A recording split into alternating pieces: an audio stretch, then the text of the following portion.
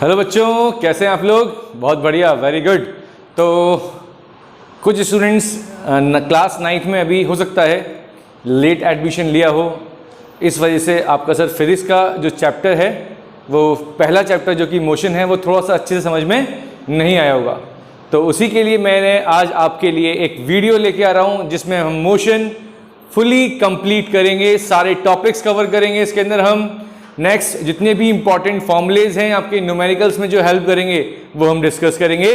तो क्लास 9 का पहला चैप्टर फिजिक्स का जिसका नाम है मोशन वो हम स्टार्ट करेंगे।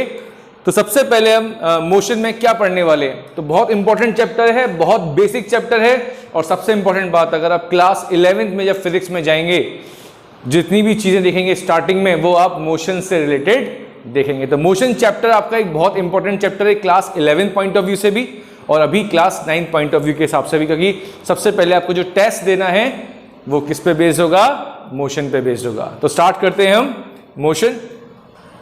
तो मोशन स्टार्ट करने से पहले मैं यहाँ पे आपको दो चीजें डिस्कस करूंगा, रेस्ट एंड मोशन। मोशन से पहले कहानी किस पे स्टार्ट होती है सर? रेस्ट पे। मोशन पे कब आते हैं, कहां से आते हैं? रेस्ट से आते हैं। हाँ, जनरली अगर हम बात करें वी स्टार्ट फ्रॉम रेस्ट। तो what is mean by rest? Rest मतलब क्या होता है? What is mean by rest? What is mean by rest? तो फॉर एग्जांपल अगर मैं यहां पर खड़ा हुआ हूं, अगर मेरी यहां पर जो पोजीशन है वो फिक्स्ड है और मेरी पोजीशन चेंज नहीं हो रही है इस सराउंडिंग के रेस्पेक्ट में। अभी मैं ये जिस रूम में ये वीडियो बना रहा हूं इसका मतलब कि जितनी भी चीजें हैं यहां पर उनके रेस्पेक्ट में अगर मेरी पोजीशन चेंज नहीं हो रही है then we can say that I am in rest. मैं किसमें हूं बेटा? रेस्ट पर हूं। तो सिंपल डेफिनेशन क्या हो सकती है रेस्ट की? किसी भी रेस्ट पे अगर कोई ऑब्जेक्ट है उसको डिफाइन किस तरीके से कर सकते हैं आप? तो simply you have to say the position of an object do not change with respect to time. Time के रेस्पेक्ट में या फिर सराउंडिंग के रेस्पेक्ट में अगर ऑब्जेक्ट की पोजीशन चेंज नहीं होती है then we can say that the object is in rest. तो सिंपली क्या लिखना है आपको? Position of an object do not change with respect to time. किसके रेस्पेक्ट में सर? टाइम के रेस्पेक्ट में या फिर सराउंडिंग के रेस्पेक्ट में। जो भी सराउंडिंग में ऑब्जेक्ट्स हैं, जो भी सराउंडिंग में चीजें, अगर उनके रेस्पेक्ट में आपकी बॉडी की पोजीशन, ऑब्जेक्ट की पोजीशन चेंज नहीं हो रही है then you can say that the object is at stationary position और you can say that object is at rest. So I hope कि अब रेस्ट का मतलब आपको प्रॉपर डिफाइन करना आ गया कि हम रेस्ट को किस तरीके से डिफाइन कर सकते हैं। इंपॉर्टेंट फैक्टर क्या है? पोजीशन। ठीक। How can you define motion? Motion को कैसे डिफाइन करेंगे? सिंपल, यहां पर हमने बोला position of an object do not change, and motion में क्या बोलेंगे sir? Position of an object change with respect to time और सराउंडिंग। तो अगर सर ऑब्जेक्ट की पोजीशन चेंज होती है तब हम उसको ऑब्जेक्ट को किसमें ट्रीट करते हैं? मोशन में ट्रीट करते हैं। तो क्या लिखेंगे आप? Position of an object change with respect to time और surrounding then the body is said to be in motion। तब हम बॉडी को किस में कह सकते हैं? मोशन में कह सकते हैं। So this is a basic difference between rest and motion. But यहां पे एक इंपॉर्टेंट पॉइंट आपको समझा रहा हूं, rest and motion are relative to each other. क्या लिख रहा हूं बेटा मैं? Rest and motion are relative to each other. Rest and motion क्या होते हैं बेटा? एक दूसरे के रिलेटिव होते हैं। फॉर एग्जाम्पल, अभी इस टर्म का मतलब समझ में आ जाएगा आपको। फॉर एग्जाम्पल, अभी सपोज करो आप कार में बैठे हैं। किस में बैठे हैं आप? कार में बैठे हुए हैं। ठीक। अब कार मोशन में है। कार किस में है बेटा? मोशन में है। लेकिन कार के अंदर अगर ऑब्जर्व करा जाए, सपोज करो 2 पर्सन कार में बैठे हैं, तो अगर वो एक दूसरे को ऑब्जर्व करेंगे तो क्या उनकी पोजीशन चेंज होगी या क्या उनकी पोजीशन चेंज हो रही होगी? तो आपका आंसर क्या होगा सर? कार के अंदर तो वो रेस्ट पर है, अगर आप ऑब्जर्व कहां से करें, कार के अंदर से ऑब्जर्व करें, if you observe the person inside the car then the person is at rest, because वो पर्सन थोड़ी ना मूव कर रहा है, मूव तो कौन कर रहा है, कार कर रही है मूव। तो इसका मतलब सर अगर आप उस पर्सन को कार के अंदर ऑब्जर्व करेंगे तो वो पर्सन रेस्ट पे होगा। अगर आप जो पर्सन कार के अंदर है उसको अगर कार के बाहर से ऑब्जर्व करेंगे तो वो पर्सन किस में होगा, मोशन में होगा। रीजन, क्योंकि सर कार मोशन में है, कार अगर मोशन में है तो पर्सन भी मोशन में होगा। But the important thing is that कि आप कहां से ऑब्जर्व कर रहे हैं, ऑब्जर्वर की पोजीशन क्या है। जो ऑब्जर्व कर रहा है उसको बोलते हैं ऑब्जर्वर। तो ऑब्जर्वर की पोजीशन क्या है, अगर सर ऑब्जर्वर की पोजीशन कार के अंदर है तो पर्सन रेस्ट पे होगा, अगर ऑब्जर्वर की पोजीशन कार के बाहर है तो वो पर्सन मोशन में होगा। तो it depends on the frame of reference, it depend on the observer position. ठीक, एक और एग्जांपल लेते हैं। आपको पता है कि हमारी अर्थ क्या करती है सर, रिवॉल्व करती है सन के अराउंड और अपनी एक्सिस पे भी रोटेट करती है। तो अगर जो भी ऑब्जेक्ट, सपोज करो अभी मैं यहां पर रेस्ट पर हूं, मैंने अभी बोला कि मैं रेस्ट पर हूं, मेरी पोजीशन चेंज नहीं हो रही है। किससे डिफाइन किया, सराउंडिंग के रेस्पेक्ट में, टाइम के रेस्पेक्ट में। बट मैंने ऑब्जर्व कहां से किया सर, अर्थ पे ऑब्जर्व किया। ऑब्जर्वर कहां पर है, अर्थ पर है। अगर ऑब्जर्वर अर्थ के बाहर होगा तो इस कंडीशन में क्या होगा, outside the earth, if the observer is outside the earth, what will happen.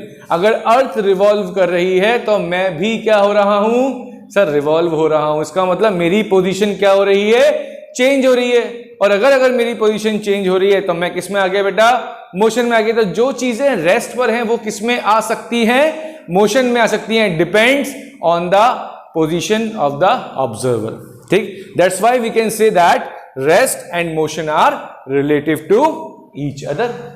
जो चीज रेस्ट पर है वो मोशन में भी आ सकती है। समझ में आ गई बात। ओके, ये ज्यादा इंपॉर्टेंट टॉपिक नहीं है इसलिए इसको अपन ज्यादा टाइम नहीं लेंगे, लेकिन बट बेसिक चीज रेस्ट एंड मोशन को हम स्टैंडर्ड तरीके से कैसे डिफाइन कर सकते हैं और कैसे एक दूसरे के रिलेटिव हैं उसको मैंने आपको बता दिया विद एग्जांपल। ठीक है, अब हम स्टार्ट करेंगे जहां से क्वेश्चन आना स्टार्ट होते हैं या बेसिक टॉपिक्स इस चैप्टर के, जिसका नाम है distance and displacement. How can you find the distance and displacement. बहुत इंपॉर्टेंट टॉपिक है डिस्टेंस एंड डिस्प्लेसमेंट। बेसिक है लेकिन इंपॉर्टेंट है 9th के लिए भी और 11th के लिए भी। सबसे पहले हम बात करेंगे डिस्टेंस की। What is mean by distance. Distance किसको कहते हैं। मैं ये सपोज को यहां से यहां तक गया, फिर वापस लौट के आया, तो मैंने क्या कवर करी बेटा, लेंथ कवर करी, कुछ ना कुछ लेंथ कवर करी। तो जो मैं लेंथ कवर करके आया यहां से यहां तक जाने में और वहां से वापस लौट के आने में, उसको क्या कहेंगे हम, डिस्टेंस। तो उसको डिफाइन कैसे करेंगे, द टोटल पाथ और the total length covered by an object is called distance. How can you define distance, the total path और you can see that length covered by an object is called distance। तो जो भी आप total path या total length cover कर रहे हैं object से, उसको हम क्या बोलते हैं, डिस्टेंस बोलते हैं। फॉर एग्जांपल अभी आप एक ए पॉइंट मानिए ए, एक पॉइंट मानिए बी और एक पॉइंट मानिए सी। तो जब आप ए से बी गए तो ए से बी सपोज करो आपने कितनी डिस्टेंस ट्रेवल करी, 1 किलोमीटर। ठीक, बी से सी गए आपने कितनी डिस्टेंस ट्रेवल करी, 5 किलोमीटर। कितनी डिस्टेंस ट्रेवल करी, 5। अभी हम एज्यूम कर रहे हैं। ठीक, तो ए से बी 1 किलोमीटर गए, बी से सी 1 किलोमीटर गए। और मैं पूछता हूं आपसे what is the distance travelled by the object in A to C. तो क्या करेंगे, आपको मालूम है टोटल लेंथ ऐड करनी है। तो 1 किलोमीटर प्लस 5 किलोमीटर किसके इक्वल आ गया, 6 किलोमीटर आ गया। कितना आ गया बेटा, 6 किलोमीटर। इसका मतलब सर हमने टोटल लेंथ ऐड कर दी और हमको क्या मिल गया, डिस्टेंस मिल गया, क्योंकि आपने डेफिनेशन क्या कर दिया, टोटल पाथ और length covered by an object. लेकिन अगर हम बात करते हैं डिस्प्लेसमेंट की, अब ये डिस्प्लेसमेंट क्या होता है सर। देखो डिस्प्लेसमेंट भी पाथ ही होता है, लेंथ ही होता है, डिस्टेंस ही होता है। बट इसमें एक इंपॉर्टेंट चीज आपको समझनी है सर, जब भी आप एक डिस्प्लेसमेंट वर्ड यूज करेंगे तो वहां पर हम 2 पॉइंट्स के बीच का सबसे शॉर्टेस्ट पाथ लेते हैं। द शॉर्टेस्ट पाथ और लेंथ बिटवीन 2 पॉइंट्स। दो पॉइंट्स के बीच का जो सबसे शॉर्टेस्ट पाथ होता है उसी को हम कहते हैं डिस्प्लेसमेंट। फॉर एग्जांपल अभी मैं बोलता हूं ए से बी गए, बी से सी गए, तो टोटल लेंथ आपने कैसे निकाली 1 किलोमीटर प्लस 5 किलोमीटर। लेकिन अगर मैं बोलता हूं what is the displacement of A to C, A से सी का बीच का डिस्प्लेसमेंट क्या होगा, शॉर्टेस्ट पाथ क्या होगा, तो आपको दिख रहा होगा ए से सी का शॉर्टेस्ट पाथ यही तो होगा। क्या ये होगा शॉर्टेस्ट पाथ? नो सर, ये तो टोटल लेंथ निकाल लिया आपने। तो शॉर्टेस्ट डिस्टेंस क्या होगी ए से सी की? सर ए से सी के बीच की शॉर्टेस्ट डिस्टेंस ये होगी। अब इस डिस्टेंस को कैसे निकालेंगे? तो आपने 8th स्टैंडर्ड में पाइथागोरस थ्योरम पढ़ी होगी। पाइथागोरस थ्योरम क्या कहती है? हाइपोटेन्यूज का स्क्वायर किसके इक्वल होता है? बेस के स्क्वायर प्लस परपेंडिकुलर का स्क्वायर। तो आपको अगर AC की वैल्यू फाइंड करनी है तो AC का स्क्वायर किसके इक्वल? सर बेस कितना है बेटा यहाँ पर? 1 का स्क्वायर, परपेंडिकुलर स्क्वायर बेटा 5 का स्क्वायर। तो AC स्क्वायर कितना आ गया? 1 + 25। तो AC की वैल्यू कितनी आ जाएगी? √26 किलोमीटर। ठीक, अगर ये अराउंड 25 होता, अगर इसकी वैल्यू 4 होती तो 1 + 4 का स्क्वायर 16, 4 का स्क्वायर कितना हो गया बेटा? 16, 16 + 1 कितना? 17 हो जाता। ठीक है, तो एक चीज जो बेसिक चीज समझने वाली बात यह है कि अगर हमें जब डिस्टेंस निकालना होता है तो हम दो पॉइंट्स के बीच का शॉर्टेस्ट पाथ लेते हैं। जब हमको डिस्टेंस निकालना होता है तो हम टोटल लेंथ चेक करते हैं। डिस्प्लेसमेंट इस तरीके से आप फाइंड कर सकते हैं दो पॉइंट्स के बीच का, अगर इस टाइप से आपको कोई डायग्राम गिवन है, इस टाइप से कोई केसेस अगर आपको गिवन है तो। ठीक है, पाइथागोरस थ्योरम लगा के आप क्या निकाल सकते हैं? डिस्प्लेसमेंट। अब डिस्प्लेसमेंट एक और बताइए, 1 + 5 कितना आया? 6 किलोमीटर। और √26 की वैल्यू अगर आप चेक करें आप तो √25 कितना होता है? 5। तो 5 पॉइंट समथिंग होगा। तो डिस्प्लेसमेंट डिस्टेंस से कम आया या ज्यादा आया है? समझ रहे हैं मेरी बात को? देखो डिस्टेंस कितनी आई है? 6 किलोमीटर।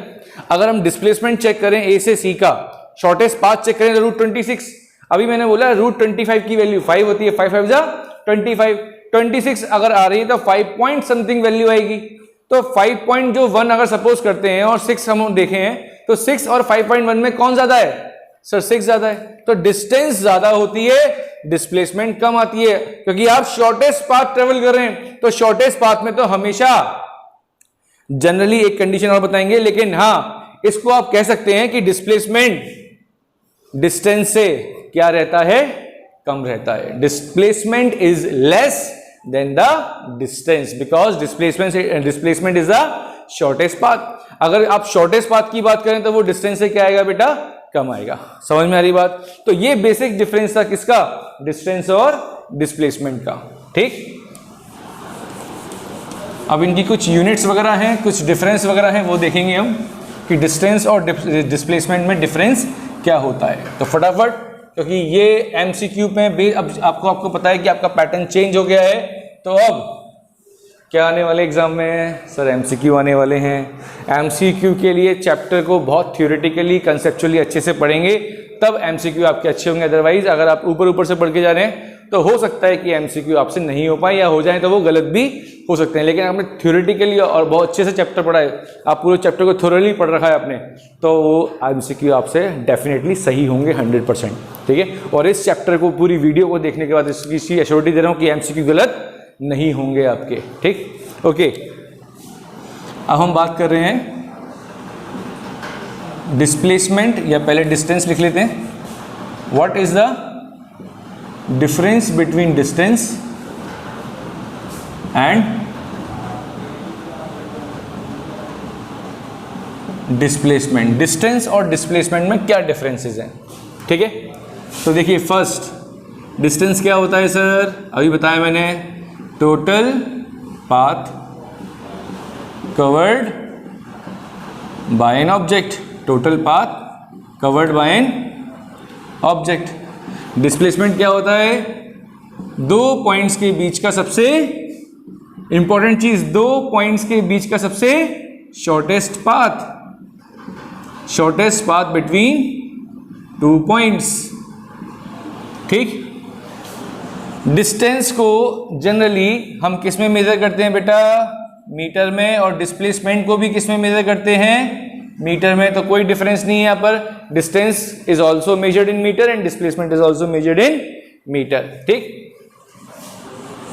अब इंपॉर्टेंट चीज, डिस्टेंस एक स्केलर क्वांटिटी होती है। यहां पर हम थोड़ा सा इस पॉइंट को फोकस करेंगे, डिस्कस करेंगे। और डिस्प्लेसमेंट एक वेक्टर क्वांटिटी होती है। Distance is a scalar quantity and displacement is a vector quantity. अब ये स्केलर क्वांटिटी और वेक्टर क्वांटिटी हो सकता है आपके लिए नया टर्म हो, तो उसको हम थोड़ा सा एक्सप्लेन करेंगे। स्केलर क्वांटिटी क्या होती है? Those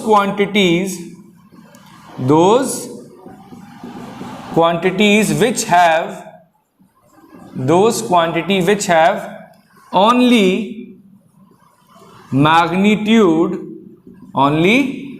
magnitude and those quantities which have magnitude as well as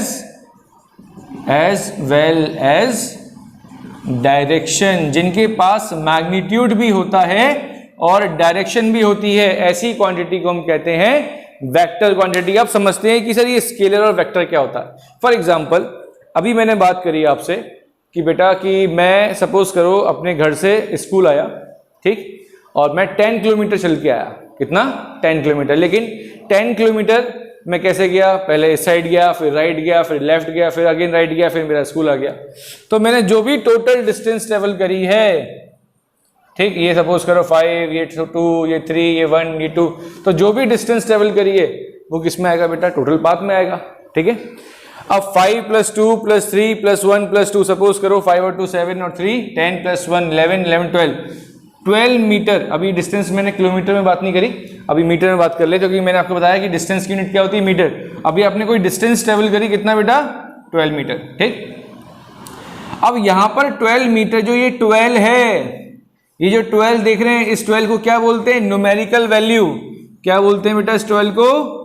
number मतलब न्यूमेरिकल वैल्यू। तो जिनके पास न्यूमेरिकल वैल्यू होती है, सिर्फ एक नंबर होता है सिर्फ, उसको हम क्या कहते हैं? मैग्नीट्यूड। और वो किस क्वांटिटी में ट्रीट करते हैं? स्केलर क्वांटिटी में ट्रीट करते हैं। इसका मतलब जिनके पास सिर्फ और सिर्फ क्या हो? Numerical value.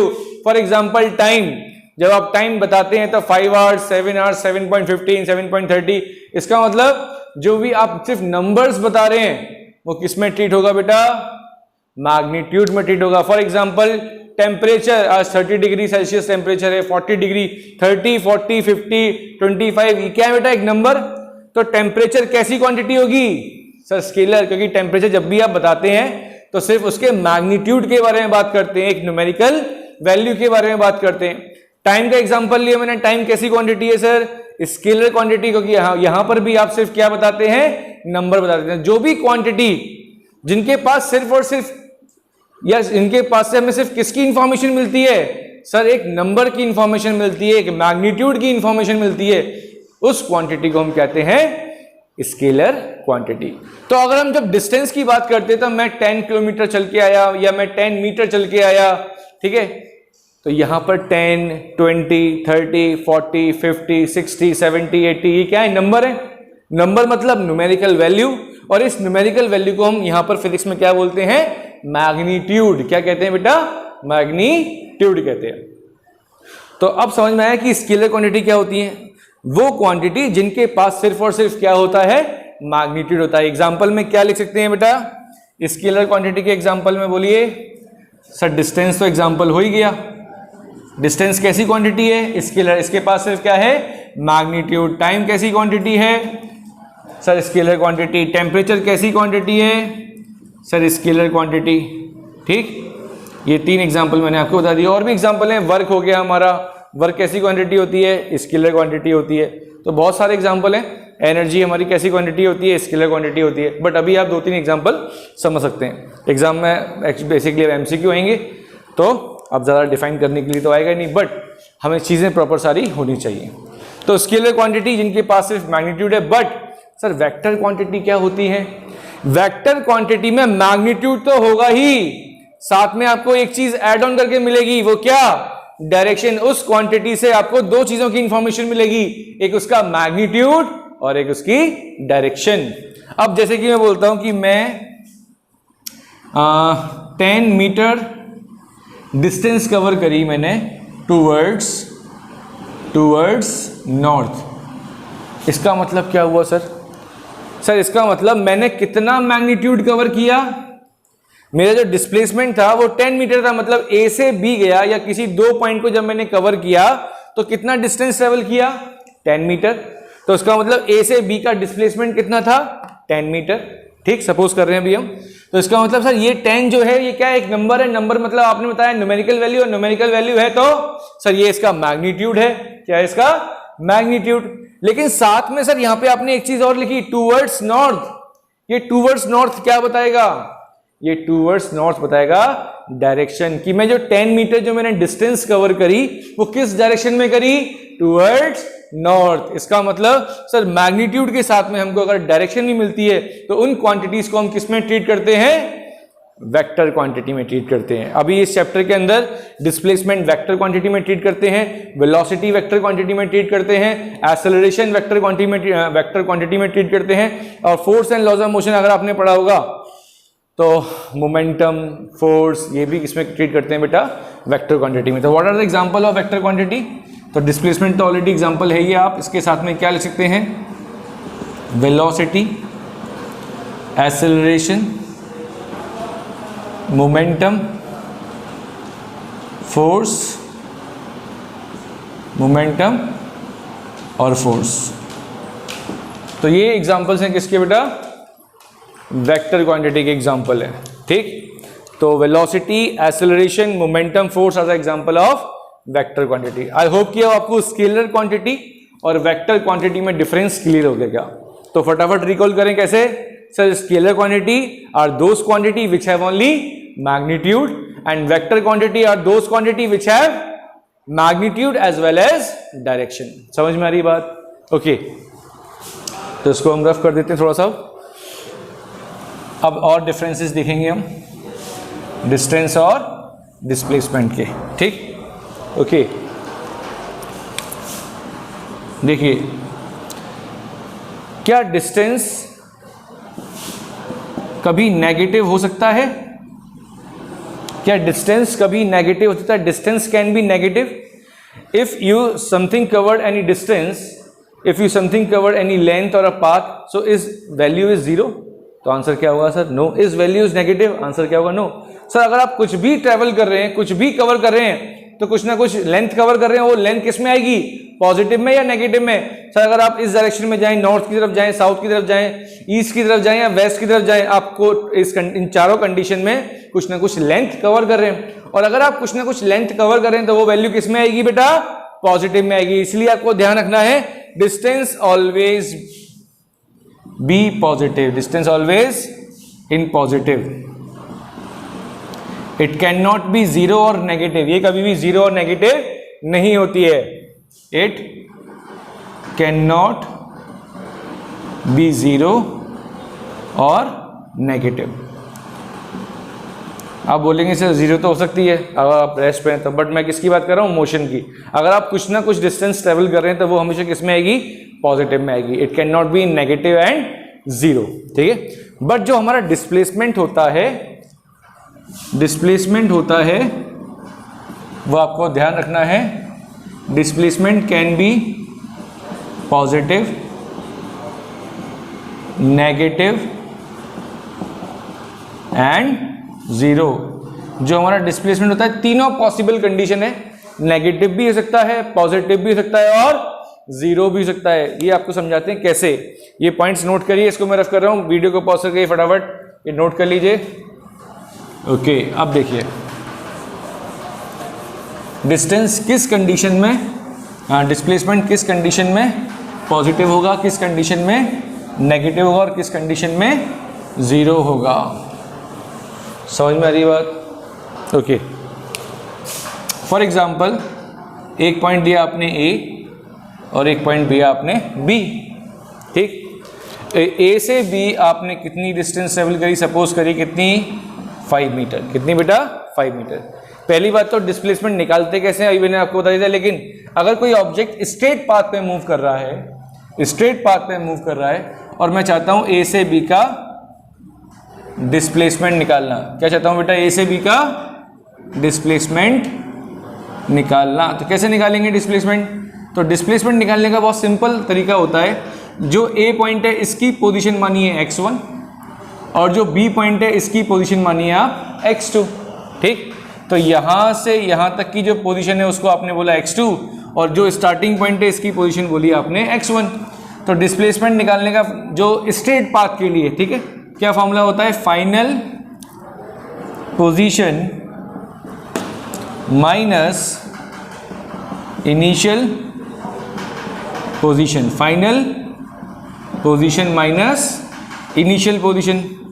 तो फाइनल पोजीशन को क्या बोलते हैं? ये बताया मैंने, x2। इनिशियल पोजीशन को क्या बोलेंगे बेटा? x1। x2 माइनस x1 की वैल्यू कितनी होगी? यहां से लेके यहां तक कितना ट्रेवल किया आपने? Sir 5 metre. Initial position x1 है, इसकी वैल्यू कितनी है सर? 0 मीटर। कितना आंसर आया? 5 मीटर। तो ये 5 प्लस में आ रहा है या माइनस में? सर ये 5 प्लस में आ रहा है। अगर ये 5 प्लस में आ रहा है तो डिस्प्लेसमेंट क्या आ गया बेटा आपका? पॉजिटिव। तो ये कंडीशन किसके लिए हो गई? पॉजिटिव डिस्प्लेसमेंट के लिए। किसके लिए हो गई बेटा? पॉजिटिव डिस्प्लेसमेंट की। तो ए से बी के केस में डिस्प्लेसमेंट क्या आ रहा है हमारा? पॉजिटिव आ रहा है। ठीक, अब हम बात करेंगे ए टू ए के केस में। ए टू ए के केस में डिस्प्लेसमेंट क्या होगा बताइए बेटा? What is the displacement in A to A case? तो आपका आंसर क्या होगा सर? फॉर्मूला क्या होता है? मैंने आपको final position minus initial position. तो ए हमारी इनिशियल पोजीशन थी और वापस कहाँ गए आप? ए से ए की तरफ गए। तो जब अगर आप वापस ए की तरफ गए तो इसका मतलब सर इनिशियल पोजीशन भी यही है और फाइनल पोजीशन भी यही है। तो फाइनल पोजीशन और इनिशियल पोजीशन जब सेम हो जाती हैं तो डिस्प्लेसमेंट क्या होता है? 0 होता है, क्योंकि फाइनल पोजीशन भी ए है और इनिशियल पोजीशन भी है। देखिए ए टू ए, पहले आप गए ए से बी, ठीक है, पहले आप गए ए से बी, कितना चले बेटा? 5 मीटर। फिर आप गए बी से ए। डिस्प्लेसमेंट निकालने के लिए जब आप बी से ए जाएंगे तो वापस कितना चलेंगे? 5। और वापस किस पॉइंट पे पहुंच गए सर? आप ए पॉइंट पे पहुंच गए। तो इसका मतलब 5 मीटर में से वापस 5 मीटर माइनस करिए, डिस्प्लेसमेंट कितना आ गया? 0, क्योंकि इनिशियल पॉइंट और फाइनल पॉइंट सेम होता है। डिस्प्लेसमेंट के केस में यहां पर ए टू ए के केस में अगर हम बात करें डिस्प्लेसमेंट क्या है? 0। अगर मैं बोलता what is the distance in this case, अगर मेरा क्वेश्चन होता what is the distance in this case, तो आपका आंसर होता 10 मीटर। कितना होता? ए से बी कितना गया? 5 मीटर। बी से ए कितना गया? 5 मीटर। सर डिस्टेंस क्या होता है? Total length. टोटल लेंथ कितनी आ गई? 10 मीटर। पर डिस्प्लेसमेंट क्या होता है? Shortest distance between any 2 points. अब यहां पर जो 2 पॉइंट हैं वो इनिशियल पॉइंट और फाइनल पॉइंट को क्या बोला? एक ही बोला। ए से ए गया तो इनिशियल पॉइंट भी यही था और ए से बी जाने के बाद वापस कहां पे आ गए आप? ए पे। तो फाइनल पॉइंट आपका कौन सा हो गया? किससे कोइंसाइड कर गया? इनिशियल पॉइंट से कोइंसाइड कर गया। इस वजह से डिस्प्लेसमेंट क्या होगा आपका? 0 होगा, because final point and initial point are 0। या सिंपल वे में यह रखना है कि जहां से स्टार्ट कर रहे हैं अगर हम वहां पर वापस पहुंच जाते हैं तो इस केस में डिस्प्लेसमेंट क्या होता है? 0। ये एक ए पॉइंट से सर्कल बनाया आपने, वापस कहां पे आ गए? ए पॉइंट पे। कितना डिस्प्लेसमेंट हुआ? 0। कितना डिस्प्लेसमेंट होगा बेटा? 0, क्योंकि जिस पॉइंट से चलना स्टार्ट किया वापस आप कहां पर आ गए? उसी पॉइंट पर आ गए। तो इस केस में भी डिस्प्लेसमेंट क्या होगा? 0। Reason sir initial and final are same. Initial point और फाइनल पॉइंट जब सेम हो जाते हैं इस केस में डिस्प्लेसमेंट क्या होता है? 0 होता है। लेकिन अगर मैं आपसे बोलता कि डिस्टेंस बताइए, व्हाट इज द डिस्टेंस? ए से चलना स्टार्ट किया वापस ए पे आ गए और इसका रेडियस सपोज करो कितना है? r। इस सर्कल का कितना रेडियस है? r है। अगर मैं इस कंडीशन में डिस्टेंस पूछता तो इसका आंसर क्या देते आप? सर डिस्टेंस मतलब length of the circle and length of the circle is called circumference and the formula of circumference is 2 pi r। तो what is the distance of this circle? तो आप बोलते 2 पाई r। What is the displacement in this case? तो आप बोलते 0। क्या बोलते बेटा? 0। समझ में आ रही बात? डिस्प्लेसमेंट 0 क्यों? रीजन क्लियर हुआ? सर जिस पॉइंट से चलना स्टार्ट किया है ऑब्जेक्ट वहीं पे वापस आ चुका। तो सर यही इसका इनिशियल पॉइंट है और यही फाइनल पॉइंट है, तो फाइनल में से इनिशियल को माइनस करेंगे तो क्या आएगा, 0 आएगा सर। ठीक, अगर ये हाफ सर्कल होता, ये ए से चलना स्टार्ट किया और ये कहाँ पे आया, हाफ सर्कल बनाया इसने ए से बी, तब क्या होता। अब डिस्टेंस क्या होगी बताइए, what is the distance in this case.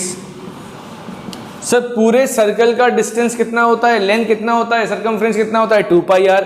तो सर हाफ सर्कल का सर्कमफ्रेंस कितना होगा, 2 पाई आर डिवाइडेड बाई 2, क्योंकि हाफ सर्कल है तो 2 से 2 कैंसिल आउट हो जाएगा, कितना आ जाएगा बेटा, पाई आर। तो what is the distance in this case, pi r. अगर मैं बोलता what is the displacement in this case, what is the displacement in this case, तो आपका आंसर क्या होता। सर डिस्प्लेसमेंट क्या होता है, ए से बी का शॉर्टेस्ट पाथ। ये थोड़ी ना शॉर्टेस्ट पाथ है, ये तो क्या डिस्टेंस है जो टोटल कवर करी है ऑब्जेक्ट ने, बट हमें निकालनी है डिस्प्लेसमेंट। डिस्प्लेसमेंट होता है शॉर्टेस्ट पाथ, तो इस पॉइंट से इस पॉइंट की शॉर्टेस्ट पाथ क्या होगा सर, ये होगा। अगर इसका रेडियस आर है और ये भी कितना है बेटा, आर सेंटर से ये डिस्टेंस कितनी होगी, आर सेंटर से ये डिस्टेंस भी कितनी होगी, यार इसको क्या बोलते हैं, डायामीटर। क्या बोलेंगे इस डिस्टेंस को, डायमीटर। तो डायमीटर कितना होगा बेटा इसका, बोलिए 2r। कितना होगा diameter, 2r। Twice of radius क्या होता है, डायमीटर होता है।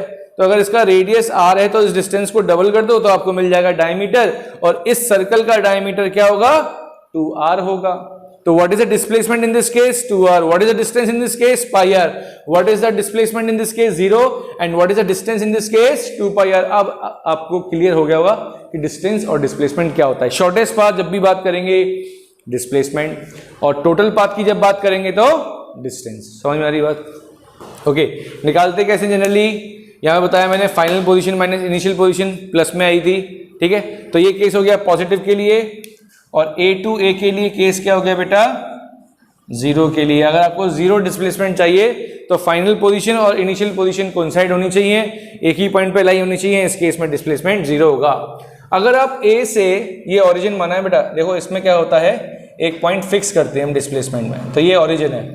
अगर आप ओरिजिन से लेफ्ट साइड जाएंगे तो आपका डिस्प्लेसमेंट क्या होगा, नेगेटिव। सपोज करो एक पॉइंट कंसीडर करता हूं मैं सी, तो ए से सी का डिस्प्लेसमेंट क्या होगा, नेगेटिव होगा बेटा। क्या लेंगे बेटा, नेगेटिव, क्योंकि डिस्प्लेसमेंट में हम एक पॉइंट फिक्स कर देते हैं, ठीक। तो ये पॉइंट फिक्स है, ठीक है। जब हमने ये पॉइंट फिक्स कर दिया तो इससे आप राइट साइड में जाएंगे तो वैल्यू प्लस में आएगी, वापस उसी पॉइंट पे आ जाएंगे वैल्यू 0 आ जाएगी, और जब इस पॉइंट के आप लेफ्ट हैंड साइड जाएंगे तो वैल्यू नेगेटिव में आएगी। तो displacement can be positive, can be negative and 0। You should remember these 3 concept, but distance is always taken as positive. समझ में आ गई बात, चलिए आगे देखते हैं हम।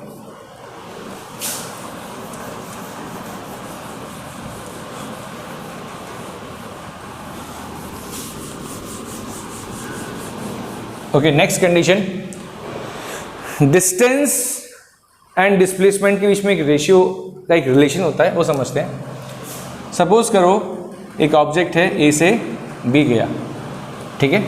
अभी मैंने बोला कितना डिस्टेंस ट्रेवल किया था इसने, 5 मीटर। तो ए से बी का डिस्प्लेसमेंट कितना होगा, अब तो आप बता देंगे सर ए से बी का displacement shortest point between, shortest path between 2 point कितना है, 5 मीटर। तो ए से बी का डिस्प्लेसमेंट कितना है, 5 मीटर। अगर मैं पूछता ए से बी का डिस्टेंस कितना होगा, तो what is distance, total length. Sir total length कितनी है सर, 5 मीटर है। सर इसका मतलब when an object move in a straight path, when an object move in a straight path, distance and displacement are equal. You should remember this point. क्या बोला मैंने, if an object move in a straight path, अगर object straight path में move करता है, then distance and displacement are equal. Distance और displacement क्या होगा बेटा, इक्वल होगा। देखिए अभी मैंने बताया आपको ए से बी का डिस्प्लेसमेंट कितना है, ए से बी का डिस्प्लेसमेंट कितना है बताइए। सर ए से बी का displacement final position minus initial, final 5 है, इनिशियल 0 है, कितना आ गया 5 माइनस 0 5 आ गया। ए से बी का डिस्टेंस सर टोटल लेंथ कितनी कवर करी 5, कितना आ गया 5। तो when an object move in a straight path it's distance and displacement should be equal. You should remember this point and it is a very important point. अब मैं आपसे एक question पूछता हूं, can displacement can be greater, can displacement be greater than distance? क्या displacement कभी distance से ज्यादा हो सकता है? नेवर, कभी भी नहीं हो सकता है। क्यों? क्योंकि सर डिस्प्लेसमेंट तो शॉर्टेस्ट पाथ होता है और शॉर्टेस्ट पाथ डिस्टेंस से कैसे ज्यादा हो पाएगा? तो डिस्टेंस और डिस्प्लेसमेंट इक्वल हो सकते हैं, डिस्टेंस और डिस्प्लेसमेंट क्या हो सकते हैं? इक्वल, बट डिस्प्लेसमेंट कभी भी डिस्टेंस से ज्यादा नहीं होगा, हमेशा ज्यादा क्या होगा? डिस्टेंस होगा।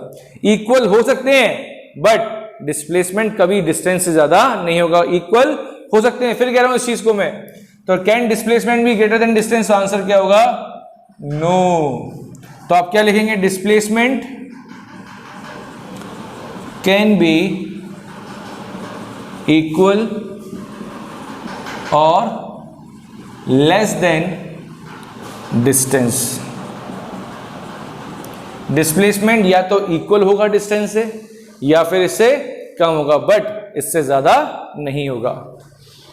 तो अगर मैं आपसे बोलता हूं, इसको मैं रेफ कर देता हूं, ये चीज क्लियर होगी बेटा कि डिस्प्लेसमेंट कभी भी डिस्टेंस से ज्यादा पॉसिबल नहीं है। रीजन शॉर्टेस्ट पाथ की वजह से। शॉर्टेस्ट पाथ तो या तो कम होगा, अगर ऑब्जेक्ट स्ट्रेट पाथ पे मूव कर रहा है तो उसका शॉर्टेस्ट पाथ और जो इसका टोटल पाथ है वो क्या होगा?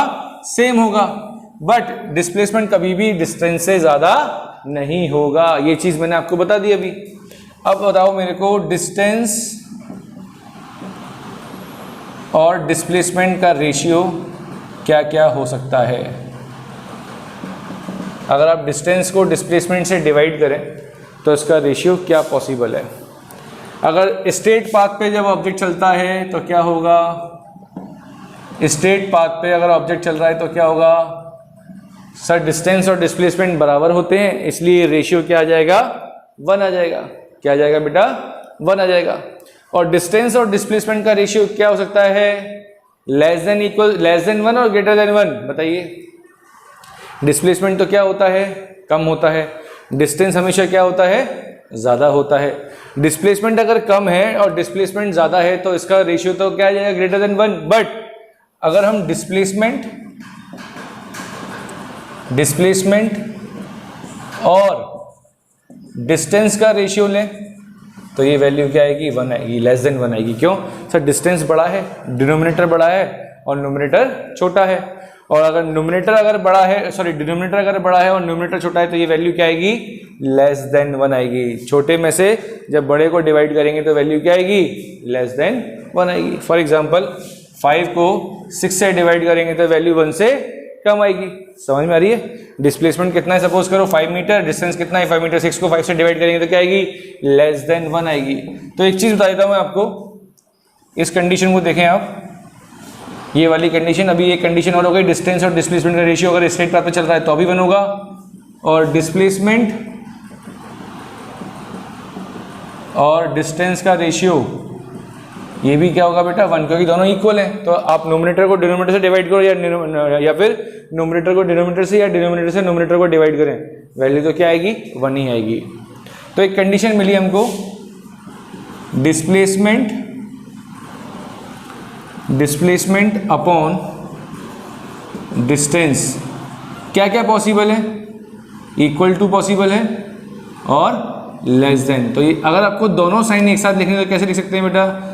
Less than equals to 1। ये कंडीशन आपको याद होनी चाहिए। डिस्प्लेसमेंट और डिस्टेंस का रेशियो ये क्या होगा? लेस देन हो सकता है, बताया मैंने आपको, या फिर इक्वल हो सकता है। तो ये साइन किसका है? लेस देन इक्वल्स टू का साइन है। तो डिस्प्लेसमेंट और डिस्टेंस का रेशियो क्या होता है? लेस देन इक्वल्स टू 1 होता है। समझ में आ रही है? अगर ये दोनों वैल्यू सेम होंगी तो डिवाइड करोगे तो क्या आएगा? 1 आएगा। स्ट्रेट पाथ पे ये भी 5 है, ये भी 5 है, तो क्या आएगी इसकी वैल्यू? 1 आएगी बेटा।